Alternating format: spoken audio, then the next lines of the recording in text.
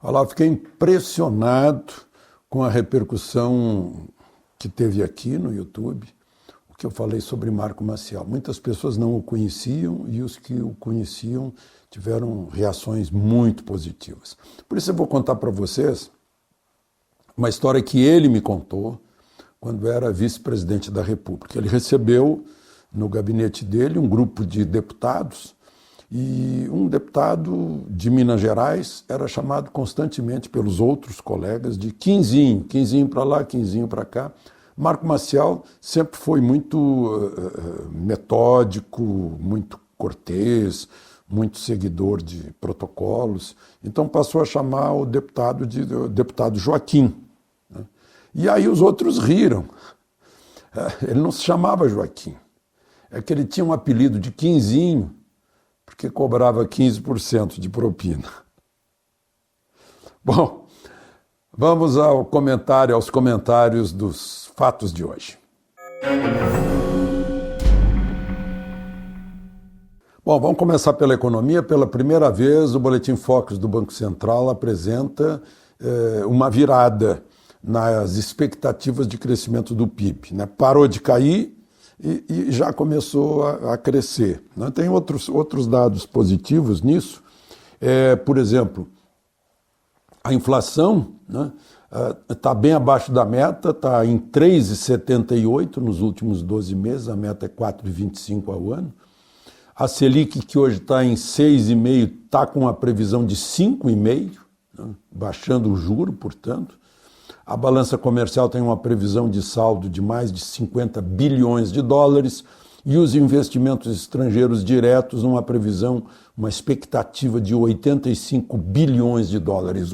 Esse Boletim Focus houve cerca de 100 instituições financeiras, os seus melhores economistas, fazendo as previsões para o ano, né, o ano de 2019. Bom, uma outra questão é que nesta quarta-feira o ministro da Infraestrutura, o ministro Tarcísio, né, vai receber os caminhoneiros. A Agência Nacional de Transporte Terrestre suspendeu uma tabela de cálculo de frete contra a qual os caminhoneiros estavam se insurgindo e já fazendo paradas nesta segunda-feira em alguns lugares, no Nordeste, na região Sudeste, né, em Minas. Paradas que não tinham violência, eram voluntárias, né, tentando convencer os outros caminhoneiros, mas enfim. O governo reagiu, cedeu, cancelou e agora quer conversar. Eu acho que o grande problema de conversa com caminhoneiros é saber quem realmente representa os motoristas de caminhões nos transportes de nossas estradas. Eu vejo de novo esse barulho assim desse politicamente correto de ambientalismo radical, né, sobre a liberação de defensivos agrícolas por parte do governo. Né, 51 outros tipos de defensivos ou marcas liberadas. E aí sai a notícia. Bom, em primeiro lugar, chamam o defensivo de agrotóxico, para deixar todo mundo com medo. Só tem uma coisa: sem eles, tinha muita gente passando fome. Índia, Paquistão e México foram objeto da Revolução Verde do Norman Borlaug, que é um americano que ganhou o Prêmio Nobel da Paz, né, por essa Revolução Verde que evitou a fome em países com mais de 1 bilhão de habitantes, né, usando defensivos do modo correto. Então é bom a gente pensar sobre isso, esse arrepio aí contra defensivo, que chamam de agrotóxico. A gente está se alimentando, tem trigo, tem soja, tem arroz, tem feijão, graças a eles, né, que evitam as pragas, né, os insetos, os fungos. Né. Eu lembro, na minha infância, as grandes questões era: acabou a lavoura de arroz, né, lá em Cachoeira, porque chegou uma praga lá contra o arroz e acabou. Né. Hoje já não acontece isso. Né. Hoje tem a garantia estável de produção agrícola, e principalmente neste país aqui, que tem uma produtividade e uma produção de fazer inveja ao meio oeste americano. O presidente Bolsonaro cortou vagas de muitos conselhos. Os conselhos existiam, se pagava para o conselheiro vir para cá, diária, passagem aérea, jeton por reunião, né? E a gente ia ver, o conselho não servia para nada. Era uma forma de dizer assim, olha, a sociedade está participando, né? A sociedade participa, eu acho que inclusive participa mais pelas redes sociais, né? Fiscaliza, critica, censura, né? E diminuiu, por exemplo, agora a grande grita, o CONAD, o Conselho Nacional de Políticas de Droga, né? E aí a gente fica se perguntando, esse conselho existia desde quando? Faz um tempão. E a droga então está diminuindo? Não, está aumentando a droga. O número de drogados está aumentando, está, de dependentes está, né? Então, peraí, o conselho não formulou nada extraordinário. Está lá no conselho, tem jornalista, tem artista, tem estudante, né? Bom, então, está lá no conselho. O conselho é coordenado pelo ministro Moro, está em boas mãos, e principalmente tem a participação de um médico de quem eu sou fã, né?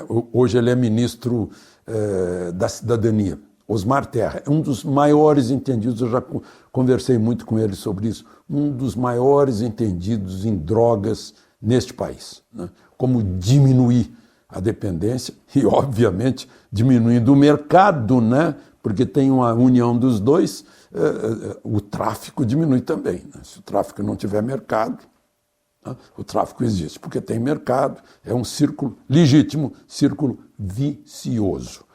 Bom, e está tendo uma briga pela inauguração do aeroporto de Vitória da Conquista, o novo aeroporto de Vitória da Conquista, o antigo vai ser desativado, foi construído numa região aí que está sempre com dificuldade para decolar ou para pousar, né? Agora é o aeroporto Glauber Rocha, né? Uma homenagem ao cineasta brasileiro. Eu lembro muito do Glauber. Lá no Palácio do Planalto ele era amigo de Golbery Couto e Silva, né? A quem ele chamava de o gênio da raça. E o Glauber, depois de ter chamado Golbery de gênio da raça, aí já veio a patrulha ideológica em cima dele, censurando-o, né? E o Glauber morreu, agora está sendo homenageado com o nome do aeroporto de lá. O problema é que o governo federal entrou com mais de 80 milhões e o governo da Bahia aí com a metade disso. E o governador da Bahia mandou botar uma placa lá da inauguração, obra do governo da Bahia e tal. O prefeito de Vitória da Conquista, que é partidário de Bolsonaro, mandou tirar o painel que estava lá, né? E o governador reclama também que de 300 convites, só 70 foram para ele e o governo do Estado, né?